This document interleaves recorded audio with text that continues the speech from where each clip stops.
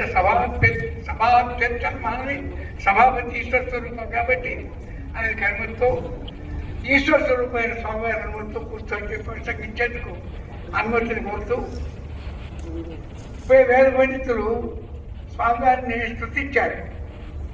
ఏమని? యో వేదాదౌ ప్రోక్తో వేదాంతే చ ప్రతిష్ఠిత కశ్య ప్రకృతి లీనశ్చ పర సమయేశ్వర. మనకు అర్థం తెలిసినా తెలియకపోయినా స్వామివారి చెప్పే తెలియగా ఉంటుంది కాబట్టి ఇంకా సంస్కృతం ఏమర్థం అవుతుంది అనేటువంటి భావనలో ఉన్నా తెలుసుకోవాల్సిన బాధ్యత అనేది ఉంది. యో వేదాదౌ ప్రోక్తో ఏ వేదములు సుస్వరంగా ఏ వేదాంతములు వేదాంతము కూడా సుస్వరముగా ఎవరు ఈశ్వరుని ప్రతిపాదిస్తున్నాయో ఆ ఈశ్వరుడు సాక్షాత్తు యతీశ్వరుడే అని ప్రతిపాదించాయి.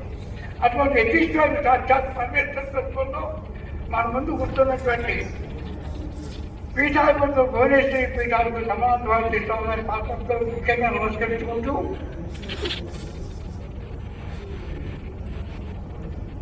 కమలాంత పార్టీ స్వామి గారు చెప్పారు, గాంధీ గారు పరిచయం చేస్తూ ఇది డైనమిక్ బాంబ్ అన్నాడు. నిజమే, ఆయన ఉపన్యాసం వింటే రక్తం పొంగుతుంది. అటువంటి ఉపన్యాసకుడు ఆయన దేశ సంరక్షణ కోసం, సనాతన ధర్మ సంరక్షణ కోసం ఆయన జీవితాన్ని త్యాగం మహనీయుడు. ఎటువంటి ఆయన ఉండేటువంటి వాళ్ళ స్థానం మీరు చూస్తే చాలామంది మాకు ఏసీ ఉందా, అది ఉందా, ఇది ఉందా అని అడుగుతారు. వారు ఉండేది ఒక గదిలో, ఆ గదిలో చుట్టూతా ఎలుక తిరుగుతూ ఉంటాయి, అవి తిరుగుతూ ఉంటాయి, దాంట్లో పడి ఉంటాయి. ఏసీ ఉండదు, దాని కూడా లేదు. ఆ గదిలో ఉంటుంది. ఏమి తింటారో ఏమి తినకూడదు. అటువంటి నిర్గుణమైన నిస్వార్థమైన ఎటువంటి సుఖవాంచలేనటువంటి యతీశ్వరుడిగా కర్ణాటక వారి యొక్క జీవితం. ఎవరైనా పిలిస్తే వెళ్ళిపోవడమే తప్ప అక్కడ నాకేం వర్తిస్తారు, పోయిన ఉందా, వస్తుందా, గట్టుందా అడిగే పని లేదు. రోడ్డు మీదైనా ఉండి హిందూ ధర్మం గురించి, హిందూ సనాతన ధర్మ పరిరక్షణ గురించి వారికి నోటుకు వచ్చింది నిర్మోహమాటంగా ఎవరు వచ్చుకుంటారో ఎవరు మెచ్చుకుంటారో సంబంధం లేకుండా చెప్పేటువంటి మహనీయులు శ్రీ కమలాంత స్వామి. అటువంటి మహనీయులు ఇవాళ ఒక్కొక్కప్పుడు సమాజంలో ఒక్కొక్కరు కొడతారు. యదా యదా హి ధర్మస్య గ్లానిర్భవతి భారత అభ్యుత్థానో ధర్మస్య తదాత్మానం సుజామ్యహం అన్నట్టుగా ఇవాళ కూడా హిందూ ధర్మానికి స్వామివారు చెప్పేట్టుగా కనీసం గాయత్రి చేసేవాడు కూడా కనుమరుగైపోతున్న రోజుల్లో హిందూ ధర్మాన్ని కాపాడాలి. మీరు గాయత్రి చేసినా చేయకపోయినా సనాతన ధర్మం ఒకటి ఉన్నది అని గుర్తింపైనా చేసుకోండి. ఎందుకంటే మన తాతలు తండ్రులు ఆ ధర్మాన్ని పోషించి అప్పచెప్పారు. అటువంటి సాంప్రదాయంలో వీరి తండ్రి గారు చాలా మహనీయుడు. ఆయన గొప్ప అడ్వకేట్ రేపుల్లో నాకు దాదాపు నేను కూడా అడ్వకేట్, చాలా నాకన్నా చాలా సీనియర్ అడ్వకేట్. మహాకవి, పండితుడు, చరిత్రకారుడు, సంస్కృతంలో మహనీయుడు, అనేక నాటకాలు రాసేవాడు. అటువంటి ఆయన కుమారుడు మళ్ళీ సుబ్రహ్మణ్య శాస్త్రి గారు తండ్రి యొక్క కొడుకు ఏమంటారు పుట్టారు పాఠశాలలో తండ్రి కొడుకే తండ్రిగా పుట్టాడు, తండ్రి కొడుకుగా పుట్టాడు. అయినా ఆ విధంగా నిజమైన కొడుకుగా ఇవాళ శ్రీ సుబ్రహ్మణ్య శాస్త్రి గారు నూరి నరసింహ శాస్త్రి మహమ్మద్ యొక్క సాంప్రదాయాన్ని ఎంతో గొప్ప ఈ వయసులో కూడా ఆరోగ్యం లేకపోయినా, నడవలేకపోయినా నడుపుతున్నటువంటి సంస్థని ఎన్నో విధాలుగా కాపాడుతున్నటువంటి మానవుడు సుబ్రహ్మణ్య శాస్త్రి గారు. సుబ్రహ్మణ్య శాస్త్రి గారు ఉద్యోగాలు ఏం చేసినా ఆయన జీవిత పరమార్థం ఈ కళ్యాణ భారతి సాంప్రదాయ సముద్రమే వారి కార్యక్రమం.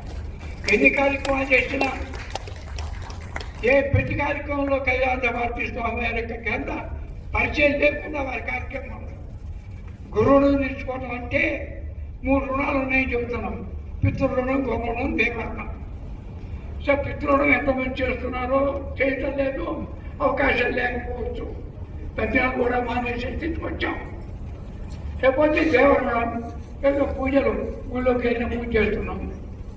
పోతే ఋషిపురం, ఈ ఋషులను తెచ్చుకోవాలంటే ఎట్లా అంటే అటువంటి సంప్రదాయంలో ఋషులను కూడా తెచ్చుకోవాలంటే వేదాధ్యయనం చేయటం, లేకపోతే సంధ్యావందనాలు చేయటం, ఈ కర్మ చేస్తే ఋషులను తీరుతుంది అన్నారు. కానీ అవి కూడా కనుమరుగైపోతున్నాయి. స్వామివారు చెప్పినట్టు ఇవాళ పెళ్లి ముందు ఉపయోగం చేస్తే గోత్రమే తెలుస్తుంది.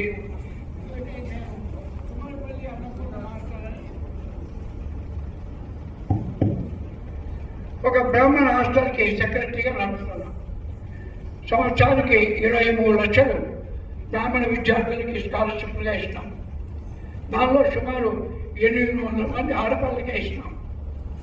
ఒకసారి ఒక అప్లికేషన్ వచ్చారు. ఆ అప్లికేషన్ మీ పేరు ఏమిటన్నాం, ఏదో చెప్పాడు. సరే నీ గోత్రం ఏమిటి అన్నా. గోత్రం నాకు తెలియదు అడిగాను. ఉపయోగం అయిందా కాలేదు అన్నా. మీ నాన్నగారు వచ్చారా? వచ్చారండి. మీ నాన్నగారు పిలవమన్నా. ఆయన వచ్చారు. ఏమన్నా సార్ మీ గోత్రం ఏమిటన్నా. గోత్రంతో పని ఏమిటి నేను అప్లికేషన్ చేసిన వాళ్ళు బ్రాహ్మణంలో కావాలని తెలుసుకోవాలి కదా. ఒకే ఇంటి పైన వాళ్ళు 45 ఉన్నారు. నా గోత్రం నాకు తెలియదండి, మా బ్రాహ్మణ్ అడగాలండి అన్నాడు.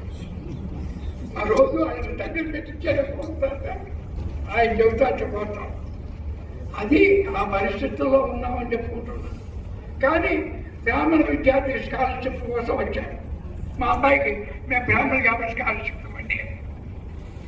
How is entitled to claim A scholarship అంటే బ్రాహ్మణ్ అని క్వశ్చన్ వేసుకుంటే ఆన్సర్ లేదు. కానీ ఇచ్చారు స్కాలర్షిప్. నేను బ్రాహ్మణిగా పుట్టాను కాబట్టి. బ్రాహ్మణిగా పుట్టే బ్రాహ్మణుడే కానీ చెప్పాలి శాస్త్రం. జాయితే జన్మన జాయితే శుద్ధ ఉపయోగించు బ్రాహ్మణ పుట్టినవాడు ప్రతివాడు బ్రాహ్మణ అనుకొని ఇప్పుడు క్లాస్ ఇంట్లో రాసుకుంటున్నా కానీ ఉపయోగం కాని వాడు బ్రాహ్మణ కాదు. ఉపయోగమే గాయత్రి చేయని వాడు ఏమవుతాడో మీకు మాకే తెలియాలి. అటువంటి పరిస్థితుల్లో ఇవాళ స్వామివారు గౌరీశ్వర పీఠానికి వచ్చి దాన్ని కాపాడటమే కాకుండా ఆ మొత్తం అది శిథిలమైపోతే పీఠము ఆలయం కూడా దాన్ని మరి పునరుద్ధరించడానికి సుమారు 24 గంటలు 34x7 అంటారే ఆ విధంగా చూపిస్తున్నటువంటి మానవుడు కార్యక్రమం చాలించుడు.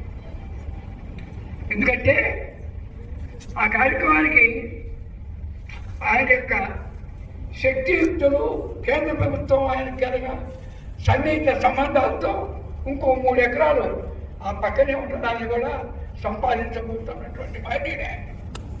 ఆయనకున్నటువంటి కేంద్ర ప్రభుత్వంతో ఉన్న అనుబంధంతో 3 ఎకరాలు మెయిన్ రోడ్డు ఆనుకుని దగ్గర వస్తుంది.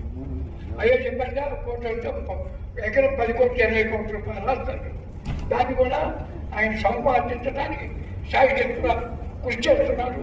దానిలో కూడా ఏమైనా నిర్మాణం చేసి వేద పాఠశాల గోశాల చేయాలి.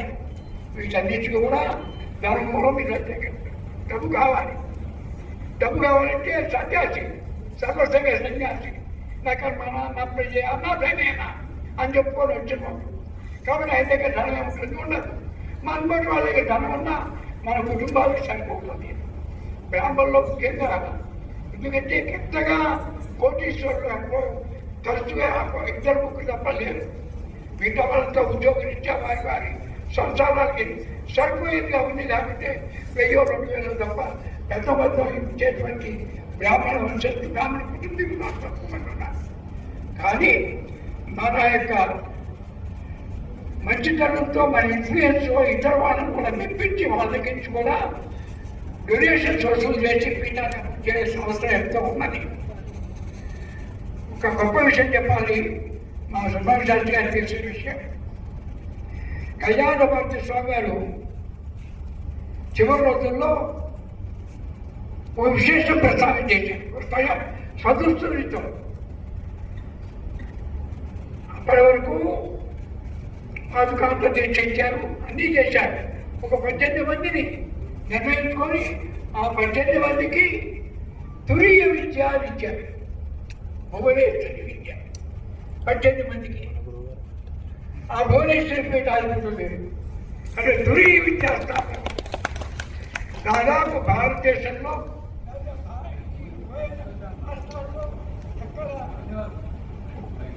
ఉభయ రాష్ట్రంలో ఎక్కడ కూడా భువనేశ్వరి దేవాలయం లేదు, భువనేశ్వరి పీఠం లేదు. అనేక పీఠాలు ఉండొచ్చు, భువనేశ్వరి దేవాలయం ఒక గన్నవరంలోనే ఉన్నది. అటువంటి పీఠాన్ని మనం కాపాడుకోవాల్సిన బాధ్యత మనందరి మీద ఉందని ఎవరితో చేసేవారు. 100 ఇచ్చినా 1000 ఇచ్చినా రూపాయి ఇచ్చినా ధర్మమే అవుతుంది. అంటే తనకు మించి ధర్మం చేయమని ఎవరు అడగారు, కానీ చేయటం చేయించడం అందువల్ల రెండు కూడా బాధ్యతగా తీసుకొని చేయవలసిన బాధ్యత ఉంది. ఈ విషయం ఎంత ఇందాక చెప్పారు వారు పీఠంలో నల్లరాజుతో పెడుతున్నారు, మొత్తం ఇటుకలతో కాదు. ఎందుకంటే శాశ్వతంగా ఉండాలంటే ఇవాళ ఖాళీ ఇటుకలతో కట్టి అది లేకపోతే ఏవో సిమెంట్ ఇటుకలు పెట్టి కట్టి అది దాని శాశ్వతత్వం ఉండదు. కాబట్టి నల్లరాయి ఎక్కడి నుంచో తెప్పించి కడుతున్నారు. శిల్పులు వచ్చారు, పని చేస్తున్నారు, బ్రహ్మాండంగా చెప్తున్నారు, చేస్తున్నారు. ఆ రాళ్ళ మధ్య సుమారు 5-6 రోజుల క్రితం 6 రోజుల క్రితం 2 నాగులు తోడు నాగుంటే 2 నాగులు పెట్టి పిచ్చ చేస్తూ పైకి 5-6 అడుగులు పైకి పిచ్చ చేస్తున్నాయి దర్శనమిచ్చింది. అంటే దాని చెప్పారే అక్కడ నాగేంద్ర క్షేత్రం అని, ఆ నాగేంద్ర క్షేత్రంలోనే నాగులు పైకి వచ్చి ఏర్పాటు చేసి ఇక్కడ సుబ్రహ్మణ్య ఆలయం కట్టాలి అనే నిర్ణయం లేదు. కాబట్టి అక్కడ ఆ ప్రదేశంలో నాగదేవతలు ఎక్కడైతే తోడు నాగులు పిచ్చైనాయో తోడు నాగులే సుబ్రహ్మణ్య స్వామి యొక్క సంకేతం. సుబ్రహ్మణ్యానికి సంకేతం జోడు నాగులు. ఆ జోడు నాగులు చేశారు సుబ్రహ్మణ్య స్వామి ఆలయం కూడా కట్టాలని నిర్ణయించుకున్నారు. దానికి కూడా వదాన్యులు అయ్యా మా ఇంటి పేరు సుబ్రహ్మణ్య స్వామి మేము పేరు పెట్టుకున్నాము, ఆ విధంగా దాన్ని కూడా చేయగల వాళ్ళు ఉంటే చేసి వారికి ప్రతినిధిని కల్పించారు. లేదా స్వామివారి గన్నవరం అడ్రస్ పంపించిన చెక్కు ద్వారా పంపించిన అవి చేస్తే వారికి అకౌంట్ ఇస్తారు. కాబట్టి చేయవలసిన బాధ్యత అందరి మీద ఉంది. కాబట్టి ఇటువంటి ఈ గొప్ప సభలో సుబ్రహ్మణ్య శాస్త్రి గారు వారి యొక్క పితృరుణం గురురుణం 2 కూడా చేస్తున్నట్టు మాని పితృరుణంగా వారి పేరుపై సభలు నడుపుతున్నారు. గురువులుగా కళ్యాణ భారతీయ సాంప్రదాయంలో వచ్చేటువంటి నృసింహానంద భారతీయ శిష్యులుగా వచ్చారు. కాబట్టి వారి కళ్యాణ భారతీయ యొక్క గొప్పదనాన్ని వైభవాన్ని అనేక విధాలుగా కీర్తిస్తూ పుస్తకాలు రాస్తూ రాయిస్తూ ఇవాళ శ్రీచక్రయాగం శ్రీచక్రాన్ని అర్చన సామాన్య శ్రీచక్రార్చన కల్పం ఉంటారు. శ్రీచక్రార్చన కల్పం కాదు, అది శ్రీయాగము. ఎందుకు శ్రీయాగం అవుతుంది అనే దాన్ని ఆధారికంగా సాధికారంగా నిరూపిస్తూ రాష్ట్ర గ్రంథాలు కూడా ఆవిష్కరణ జరుగుతుంది.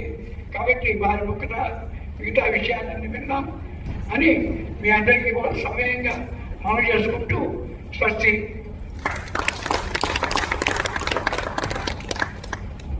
ధన్యవాదాలు గురువు, చక్కటి అంశాలను ప్రస్తావించినందుకు.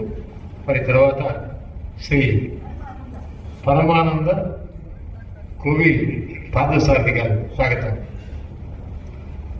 ముందుగా కమలానంద భారతీ స్వామి వారికి ప్రణామాలు అర్పించి వేదికను అలంకరించినటువంటి పెద్దలందరికీ కూడా, అలాగే ఇక్కడ ఆశీనులైనటువంటి పెద్దలకు కూడా నమస్కారాలు తెలియజేస్తూ, ఇవాళ చాలా గొప్పదైనటువంటి మహాపుణ్యదినం. ఎందుకంటే యతీనాం దర్శనం పుణ్యం స్పర్శనం పాపనాశనం అన్నాడు. ఇక్కడ శ్రీ విద్యలో పూర్ణ దీక్ష తీసుకున్నటువంటి వాళ్ళు, ఆత్మపాదుక మహాపాదుక తీసుకున్నటువంటి మహానుభావులు 80% ఉన్నారు. ఆత్మపాదుక తీసుకున్నటువంటి ప్రతి వాడు కూడా యతీశ్వరుడితో సమానం. కాబట్టి ఇంతమంది యతీశ్వరుడు ఒక్కసారి నేను దర్శనం చేసుకుంటున్నాను అంటే ఇవాళ నాకు చాలా చాలా గొప్పదైనటువంటి పుణ్యం. అందులో ఇంకొక విషయం ఏమిటి అంటే, ఈ సభకి నేను వస్తాను అని అనుకోలేదు, నాకు తెలియదు. ఇక్కడ 6, 7, 8 తారీఖుల్లో నాకు టీవీ ఇంటర్వ్యూ ఉంది. ఆ టీవీ ఇంటర్వ్యూ కోసము నేను వచ్చాను. సరే సుబ్రహ్మణ్య శాస్త్రి గారి ఇన్విటేషన్ చూశాను, నేను వస్తాను అని ఫోన్ చేశాను. సుబ్రహ్మణ్య శాస్త్రి గారు నాకు 2014-15 సంవత్సరంలో, నాకు కరెక్ట్గా సంవత్సరం గుర్తులేదు, 14-15 సంవత్సరం, అప్పుడు నాకు శ్రీ విద్యా పురస్కారం ఇచ్చి ఇదే కాగరాయ గ్రంథంలో నన్ను సన్మానం చేశారు.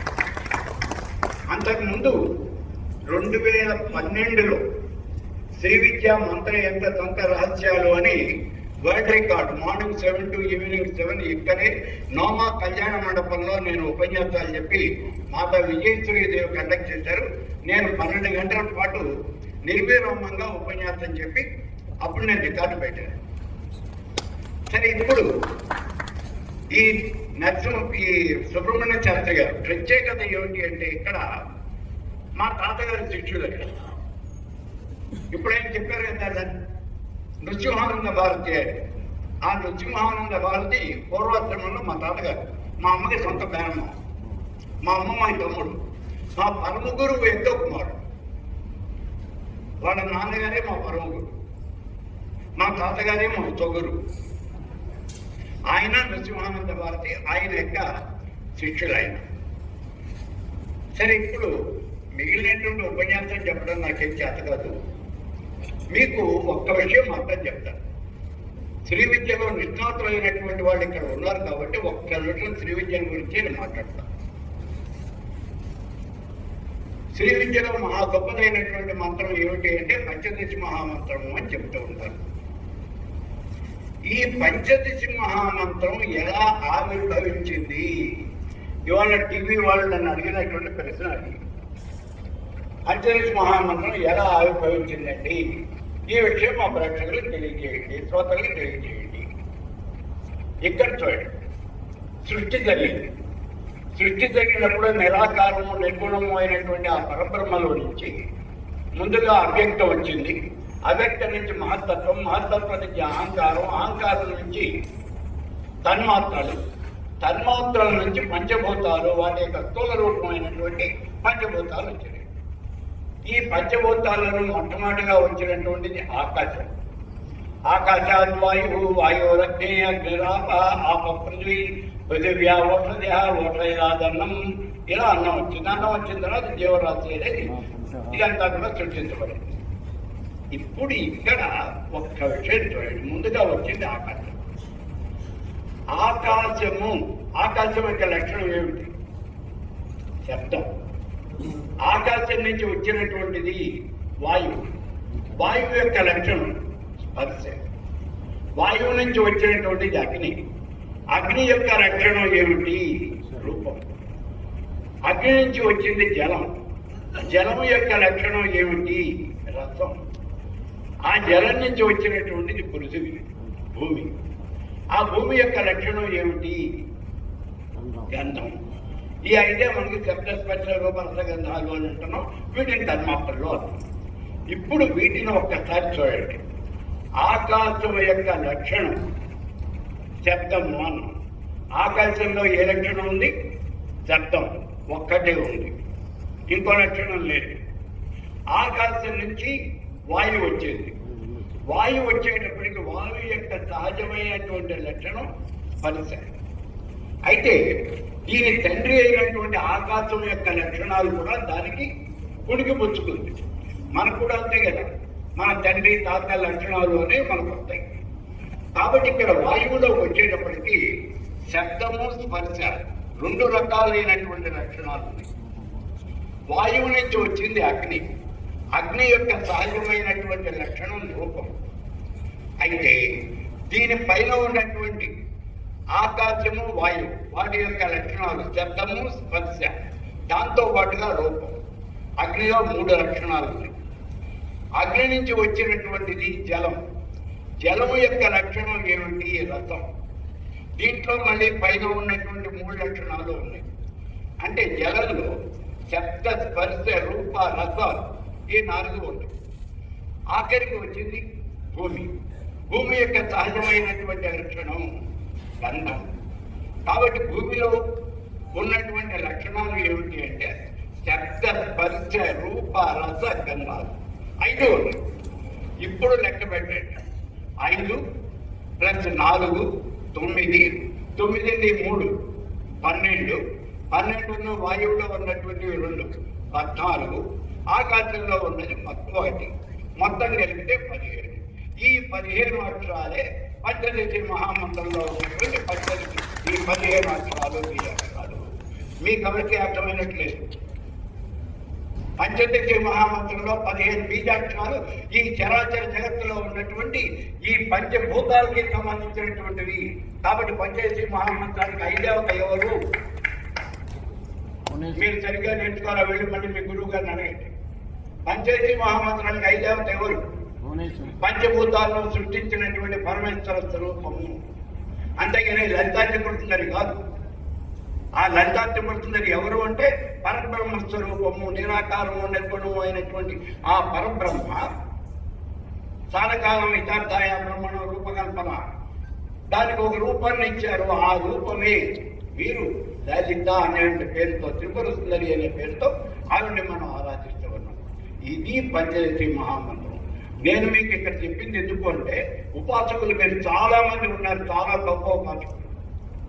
ఎప్పుడైనా నోరు తెరిస్తే ఆ మంత్రాల గురించి కానీ ఆ తంత్రాన్ని గురించి కానీ 4 ముక్కలు ఎవరికైనా చెప్పగలగండి, అవి చెప్పండి.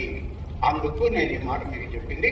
మీకు ఈ అవకాశం నాకు ఇచ్చినట్టు మీకు అందరికీ కూడా ఈ నిర్వాహక నమస్కారం.